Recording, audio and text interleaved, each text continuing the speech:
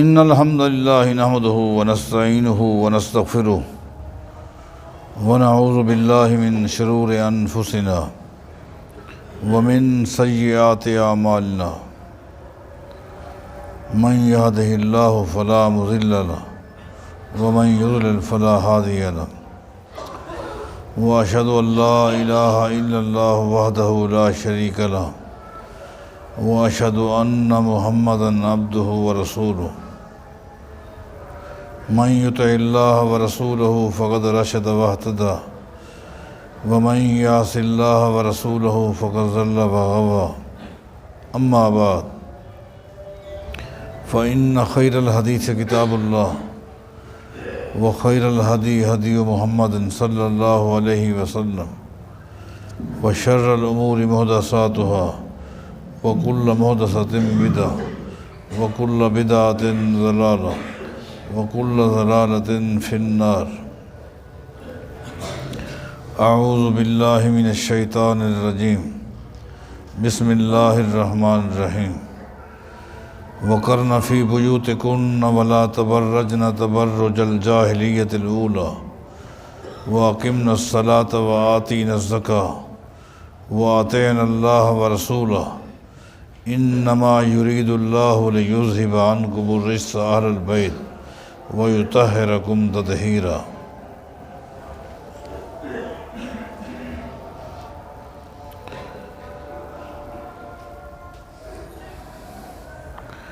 اہل بیت کی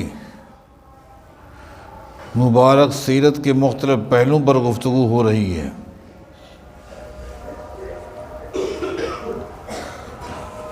یہ اہل بیت کائنات کے امام محمد الرسول اللہ صلی اللہ علیہ وسلم کی سیرت کے محافظ، آپ کے عقیدے کے محافظ، آپ کے کردار کے محافظ، آپ کے اخلاق کے محافظ، آپ کی احادیث کے محافظ۔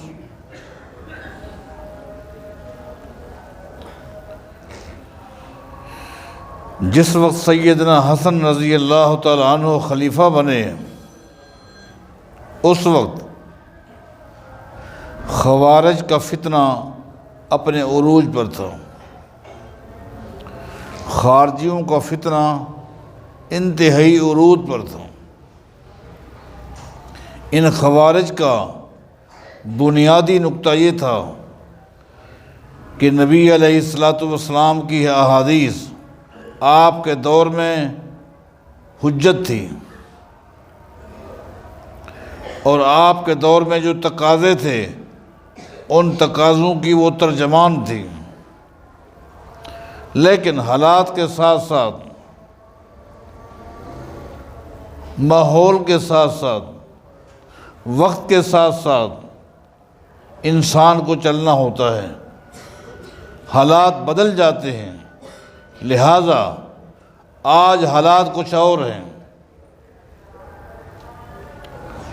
لہٰذا اب قیامت تک نبی علیہ السلام کی ہر وہ حدیث جو عقل کے خلاف ہوگی، حالات کے خلاف ہوگی، مزاج کے خلاف ہوگی، اس کو ردی کی ٹوکری میں پھینک دیا جائے گا۔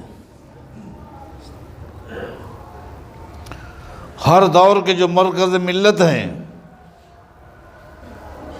وہ فیصلہ کریں گے، قرآن کریم کی وہ تشریح کریں گے، اس تشریح کو لیا جائے گا۔ خوارج نے احادیث پیغمبر صلی اللہ علیہ وسلم کو بدنام کرنے کے لیے جھوٹے انداز میں دلائل جمع کر کے لوگوں کو نبی علیہ السلام کی احادیث کے خلاف متنفر کرنے کی کوشش کر رہے تھے۔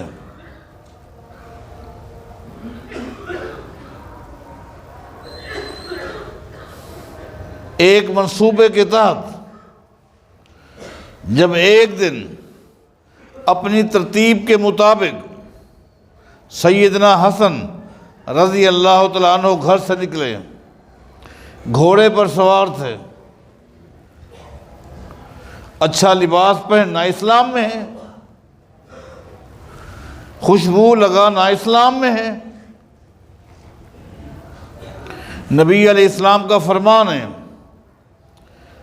4 نعمتیں ایسی ہیں جس کو مل جائیں سمجھو کہ دنیا کی ساری نعمتیں مل گئیں۔ یہ بھی نعمتیں ہیں، نیک بیوی، المرأۃ الصالحہ، الجار الصالح، اچھا ہمسایہ،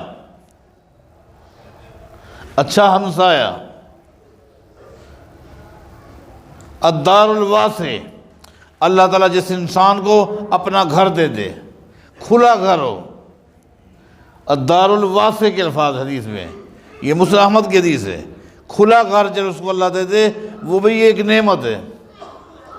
المرکب الحنی، نبی علیہ السلام کا فرمان ہے اللہ تعالیٰ جس انسان کو المرکب الحنی دے دے، المرکب کہتے ہیں سواری کو، الحنی حدیث میں الحنی کا لفظ ہے، حنی کہتے ہیں اس سواری کو جس میں جب نہ لگے، سواری کو محسوس نہ ہو۔ اس لیے آج کے اس دور میں المرکب الحنی کا ترجمہ لینڈ کروزر کیا گیا ہے، مانا آرام دہ سواری، یہ بھی ایک نعمت ہے۔ یہ نعمتیں ہیں، یہ اللہ کے انعامات ہیں، اللہ جس کو چاہے دے دے۔ جن کے پاس یہ نعمتیں ہیں اللہ کا شکر ادا کرے، جن کے پاس نہیں ہیں وہ حسد نہ کریں، البتہ اللہ سے ان نعمتوں کی دعا کرے۔ یہ ساری نعمتیں سیدنا حسن کے پاس تھیں، گھوڑے پر سوار، اپنی روٹین کے مطابق جب گھر سے نکلے، آگے خارجیوں نے ماحول بنایا ہوا تھا، راستے کے اوپر ایک یہودی آ گیا، انہوں نے ایک یہودی کو بلایا ہوا تھا، فاستوقف الحسن، اس یہودی نے سیدنا حسن کو روکا، رک جائیں۔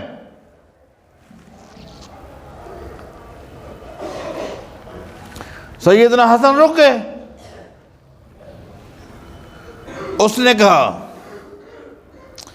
جدوں کا یقول، اے حسن مسلمانوں کے خلیفہ، میں تمہیں تمہارے نانا کی ایک حدیث سناتا ہوں۔ آپ دیکھیے، میں تمہیں تمہارے نانے کی ایک حدیث سناتا ہوں اور پھر تم سے پوچھتا ہوں، تو مجھے سمجھا۔ سیدنا حسن رک گئے، کیا حدیث ہے؟ وہ یہودی کہنے لگا تمہارے نانا محمد کی حدیث ہے صلی اللہ علیہ وسلم،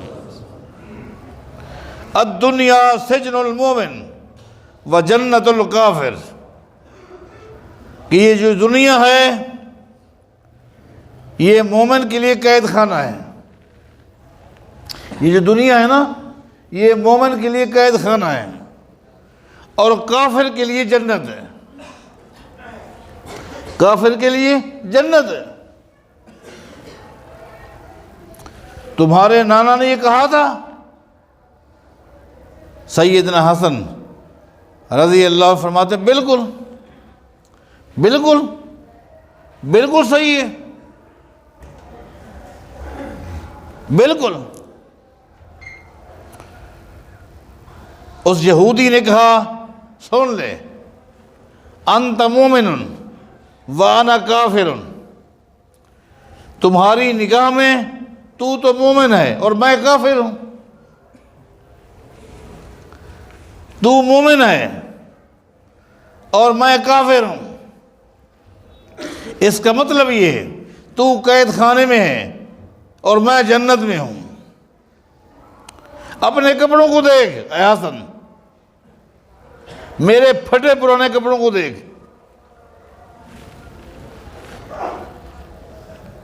میں بلاتا ہوں کسی کو تیرے جسم کو سونگے، کیسی خوشبو آتی ہے، اور میں نے بیماری کی وجہ سے بدبودار تیل لگایا ہوا ہے، مجھ سے بدبو آتی ہے۔ میں غریب آدمی ہوں، ننگے پاؤں چل کر آیا ہوں، تو گھوڑے پر سوار ہے، اپنی سواری کو دیکھ، تو قید خانے میں ہے اور میں جنت میں ہوں۔ آپ سمجھ رہے ہیں کہ وہ کیا کہنا چاہتا ہے؟ یہ حدیث سنا کر وہ کیا تاثر دینا چاہتا ہے؟ گویا یہ بتانا چاہتا ہے، یا اس یہودی کے ذریعے یہ خوارج بتانا چاہتے ہیں کہ نبی علیہ السلام کی وہ احادیث جو عقل کے خلاف ہو، وہ ردی کی ٹوکری میں ہے۔ ان کی عقل تو یہی کہتی تھی کہ یہ بندہ قید خانے میں ہے، جس کی یہ بری حالت ہے، بدبودار تیل لگایا ہوا ہے، پھٹے پرانے کپڑے ہیں، پیدل۔ ہاں یہ بھی آتا ہے کہ اس نے سر کے اوپر ایک مٹکا رکھا ہوا تھا پانی کا،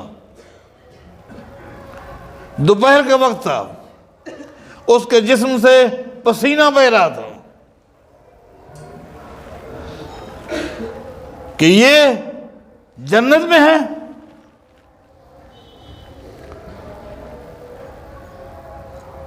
اے حسن، میں جنت میں ہوں اور تو قید خانے میں ہے۔ یہ ایک بدترین فتنہ تھا، میں بتاتا ہوں آپ کو۔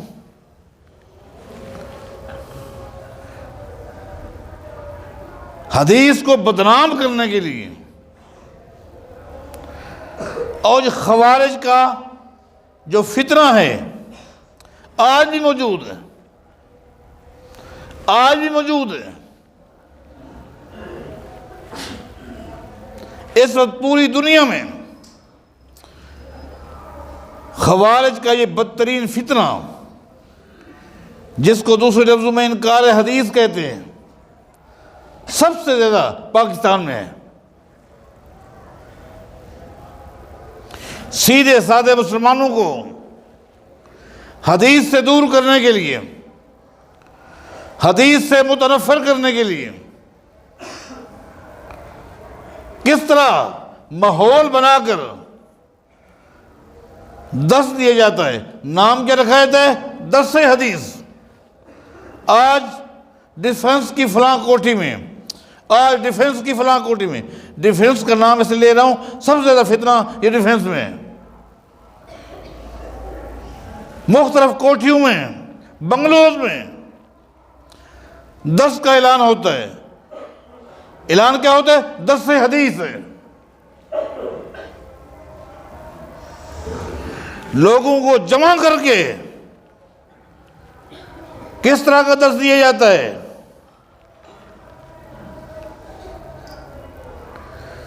ڈیفنس کے ایک بنگلے میں درس سن کر پریشان ہو کر ایک بندہ پچھلے سال میرے پاس آیا، اس نے مجھے پہلے درس سنایا، اپنی پریشانی کا اظہار کیا، کہا درس میں کیا تھا؟ درس میں کہا گیا صحیح بخاری کا آپریشن ہو رہا تھا کہ دیکھو یہ بخاری ہے، یہ نبی علیہ السلام کی حدیث ہے، حدیث کی کتاب ہے، کیا اس کو ہم دین سمجھیں گے؟ کہتے ہیں اگر حدیث دین ہے تو نعوذ باللہ کہنے لگا کہ مقرر نے کہا اس کا مطلب یہ ہے کہ بے غیرتی ہے دین میں۔ کہا کہ دیکھو بخاری شریف میں آتا ہے ایک آدمی سید عائشہ کے پاس آیا رضی اللہ عنہ، کہا کہ بخاری اس کے ہاتھ میں تھی، کہا اس بخاری میں آتا ہے سید عائشہ رضی اللہ تعالیٰ عنہ کے پاس ایک شخص آیا، اس نے کہا ام المومنین مجھے غسل کا طریقہ بتائیں، غسل کا طریقہ بتائیں۔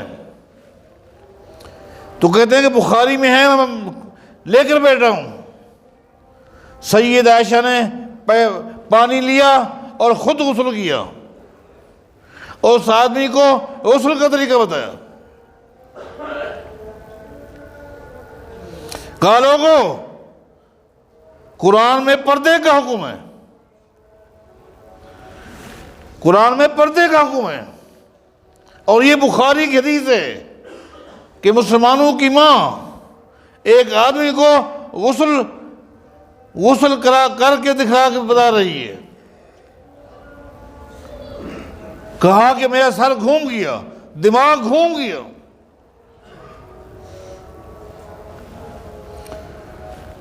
آخر کار میں نے آپ کا انتخاب کیا، آپ کے پاس آیا ہوں. کیا کہانی ہے؟ میں نے پہلے اس کو بتایا کہ یہ بدترین فتنہ ہے، بدترین فتنہ ہے. اس کو میں نے کہا یہ بدترین فتنہ ہے. نبی علیہ الصلوۃ والسلام نے مسند احمد میں آتا ہے ہر فتنے کا ذکر ایک مرتبہ کیا ہے، ایک مرتبہ کیا ہے. قدریہ کا فتنہ ایک مرتبہ، جہمیہ کا فتنہ ایک مرتبہ، مرجیہ کا فتنہ ایک مرتبہ، معطلہ کا فتنہ ایک مرتبہ. خوارج کے فتنے کو ایک ہی مجلس میں نبی علیہ السلام نے کتنے مرتبہ بیان کیا پتہ ہے؟ مسند احمد اٹھائیں. سیدنا عبداللہ بن عمر کہتے ہیں رضی اللہ عنہما، میں بیٹا تھا جس وقت نبی علیہ السلام نے خوارج کے فتنے کو بیان کیا تو نبی علیہ السلام نے یوں فرمایا خوارج کا فتنہ نکلے گا، بہت جلدی میرے جانے کے بعد سامنے آئے گا. وہ فتنہ کیا ہے وہ بتا چکا ہوں.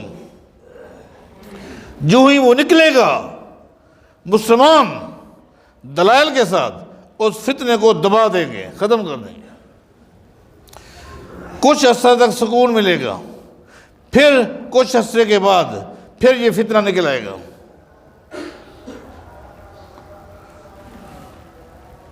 جب وہ نکلے گا پھر گمراہی پھیلائے گا، لوگوں کی غلط ذہن سازی کرے گا، اصلاح حدیث کے خلاف ماحول بنائے گا. پھر اہل علم مسلمان اس فتنے کو ختم کر دیں گے. کچھ عرصے تک سکون ملے گا، فرمایا کہ پھر یہ فتنہ نکل آئے گا. سیدنا عبداللہ بن عمر کہتے ہیں نبی علیہ السلام اس فتنے کو بار بار بیان کرتے رہے اور میں انگلیوں پر گنتا رہا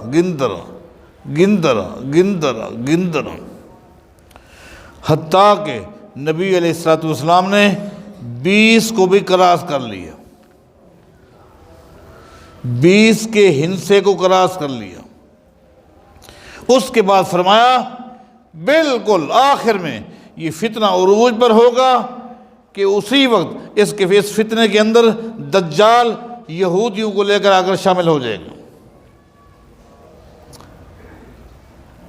دجال اسی فتنے کے اندر آ کر شامل ہو جائے گا. آگے جو کچھ ہوگا پھر وہ جانتے ہیں ہم. گویا 20-21 مرتبہ نبی علیہ السلام نے اس فتنے کو بیان کیا. اتنا بدترین فتنہ ہے. مختلف علاقے میں، مختلف ادوار میں اور مختلف مزاج میں ان کے لہجے، طریقہ واردات مختلف ہوگا، سوچ ایک ہوگی.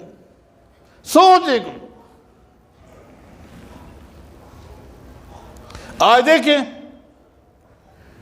قرآن کریم میں جو سود کی حرمت کی آیات ہے، سود کی حدیث کو سائڈ پہ رکھ کر عجیب و غریب تعویل کر کے لوگوں کو حرام خور بنایا جا رہا ہے. پردے کی آیات ہیں، خود ساختہ حدیث کو سائڈ پہ رکھ کر پردے والی آیات کی خود ساختہ تعویلات کر کے لوگوں کو بے غیرت بنایا جا رہا ہے. حرام خور بھی بے غیرت بھی بنا جا رہا ہے.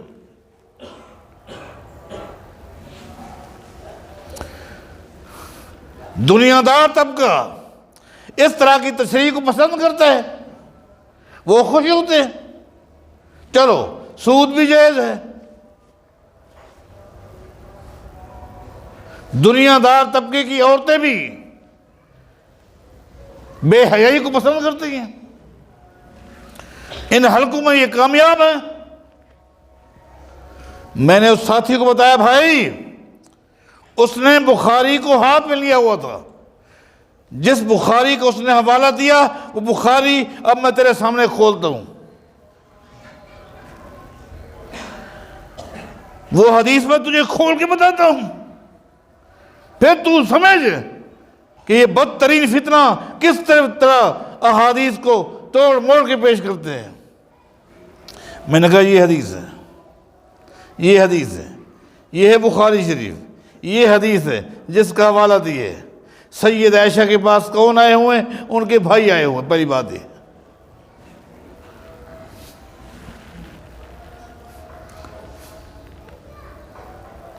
ان کے بھائی آئے ہوئے ہیں، یہ کوئی غیر محرم نہیں ہے، بھائی آئے ہوئے ہیں۔ نمبر ایک، دیکھ لے یہ بھائی ہے، ٹھیک،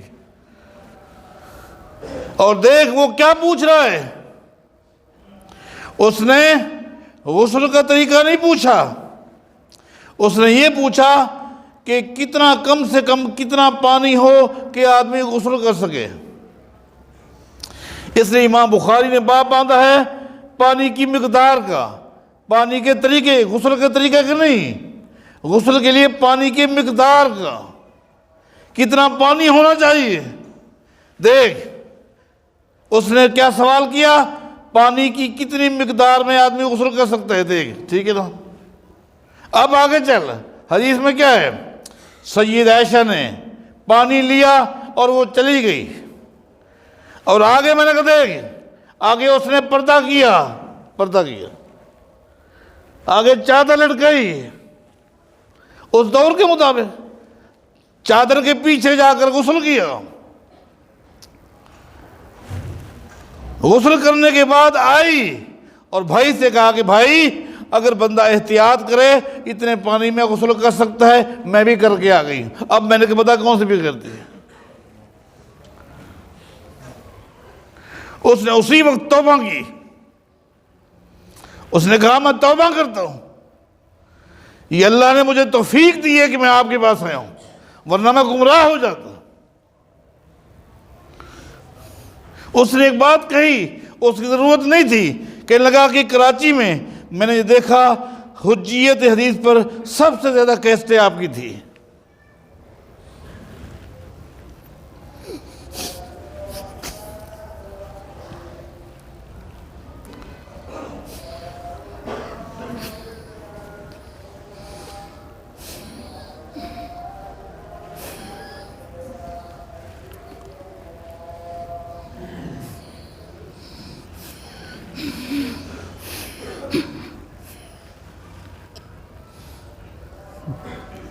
یہ ایک بدترین فتنہ ہے۔